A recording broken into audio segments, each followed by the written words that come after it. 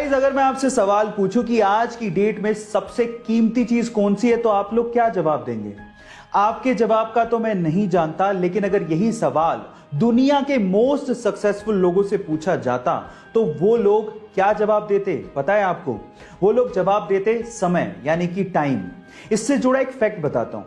Facebook के owner mark Zuckerberg पूरे ही सप्ताह एक ही कलर के कपड़े पहनते हैं। जानते हैं क्यों? ताकि उन्हें यह सोचने में अपना समय बर्बाद ना करना पड़े कि मुझे कौन से कलर के कपड़े पहनने हैं। गाइस, याद रखिएगा, समय की कीमत बेशकीमती है। बात है उस जमाने की जब अंग्रेज हिंदुस्तान पे राज किया करते थे। तब जमशेदजी टाटा मुंबई के वॉटसन होटल पहुंचे, लेकिन उन्हें होटल के अंदर जाने ही नहीं दिया गया, क्योंकि वो होटल स्पेशली यूरोपियंस के लिए बनवाया गया था। यहां तक तो ठीक था, लेकिन उस होटल के गेट पे जो लिखा था उसे पढ़ के जमशेदजी टाटा जी को बहुत बुरा लगा। उस गेट पे लिखा हुआ था कि यहां कुत्तों का और इंडियंस का आना सख्त मना है।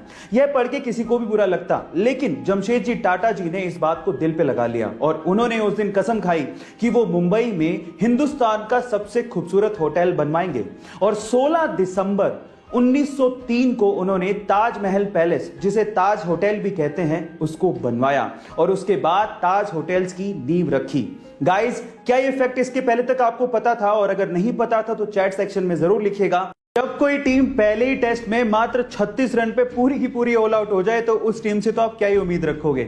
लेकिन चैंपियंस जानते हैं कि जहां पर लोगों की उम्मीदें खत्म होने लगे वहीं से ही बाउंस बैक करना होता है, क्योंकि गिर के उठने वाले को ही मुकद्दर का सिकंदर कहते हैं। और कुछ ऐसा ही किया टीम इंडिया ने दूसरे टेस्ट मैच में, जहां एक और विराट कोहली, रोहित शर्मा और ईशांत शर्मा जैसे खिलाड़ी खेल ही नहीं रहे थे। वहीं सबको लगने लगा था कि अब तो गई भैंस पानी में। लेकिन तभी अजिंक्य रहाणे की कप्तानी और उनकी शतकीय पारी, रविंद्र जडेजा के ऑलराउंड प्रदर्शन और बुमराह की गेंदबाजी ने कमाल ढा दिया और सेकंड टेस्ट में इंडिया ने ऑस्ट्रेलिया को उसी की जमीन पे धूल चटा दी। गाइस, इंडिया की इस गजब की जीत के बारे में आपका क्या ख्याल है? चैट सेक्शन में जरूर लिखिएगा।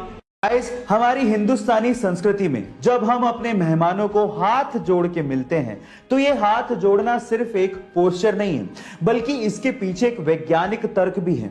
वो वैज्ञानिक तर्क क्या है मैं आपको बताता हूं। एक्चुअली जब भी हम लोग हाथ जोड़ते हैं तो हमारी उंगलियों के शीर्ष एक दूसरे के संपर्क में आते हैं, जिसकी वजह से इनके ऊपर दबाव पड़ता है और एक्यूप्रेशर का असर सीधे हमारी कानों पर, हमारे दिमाग पर और हमारी आंखों पर पड़ता है, जिसकी वजह से हम अपने मेहमान को लंबे समय तक याद रख पाते हैं। गाइस, है ना ये इंटरेस्टिंग फैक्ट?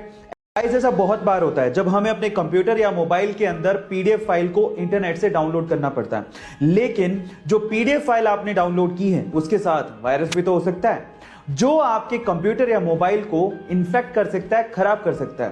लेकिन सवाल यह है कि हमें कैसे पता लगेगा कि उस पीडीएफ फाइल के साथ वायरस है? उसका कोई जनरल तरीका है क्या? तो मैं आपको बताता हूं। जनरली जब आप किसी पीडीएफ फाइल को डाउनलोड करते हो और अगर उस पीडीएफ फाइल के एंड में .exe लिखा हो तो आप उसे तुरंत डिलीट कर दीजिए, क्योंकि उसके साथ वायरस होने के चांसेस सबसे ज्यादा हैं।